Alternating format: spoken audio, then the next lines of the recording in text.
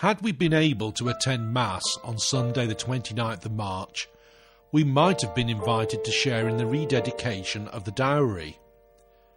In our isolation, we're left to do this in different ways. Perhaps we should start by recapping on what is meant by a dowry. Hail Mary, the Lord is with thee. In old times, when a woman married a man, she was provided with a dowry. This was a security for her in the unfortunate event that her husband might die and she would be left a widow. The dowry was there to make sure she could make ends meet. Sometimes this might be a sum of money. Sometimes this could be a place to live. If so, this was often known as a dower house. Therefore, a dowry is about protection. Ave, Ave, Ave Maria.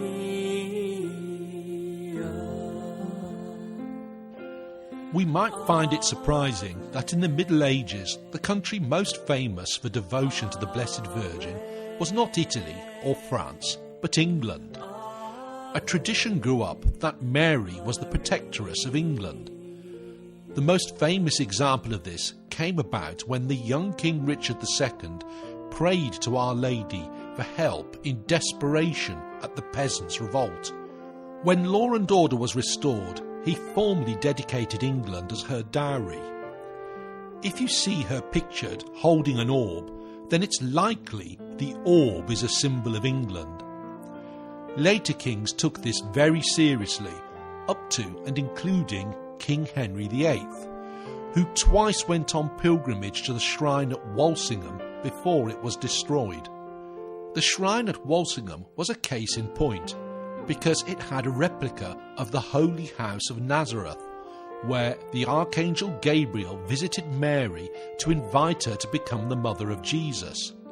Up until its destruction, it was one of the most visited Christian pilgrimage sites in the world, alongside Jerusalem, Rome and Compostela. However, after the Reformation, devotion to the Blessed Virgin was never quite the same, and the idea of England being her dowry was not so prominent. You'll notice that on Sunday the 29th of March, the clocks changed to British summertime. This is not just a coincidence.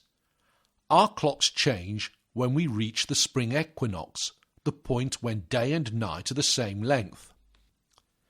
This Sunday was chosen because it was the closest to the feast of the Annunciation on the 25th of March, which took place a few days ago. That feast is timed to match the spring equinox in the same way that Christmas is timed to match the winter solstice. Mary would have had a 9-month pregnancy with baby Jesus, the same as any other child. As Walsingham reminds us, when the Archangel Gabriel visited Mary, her response was, "Let it be to me according to your word."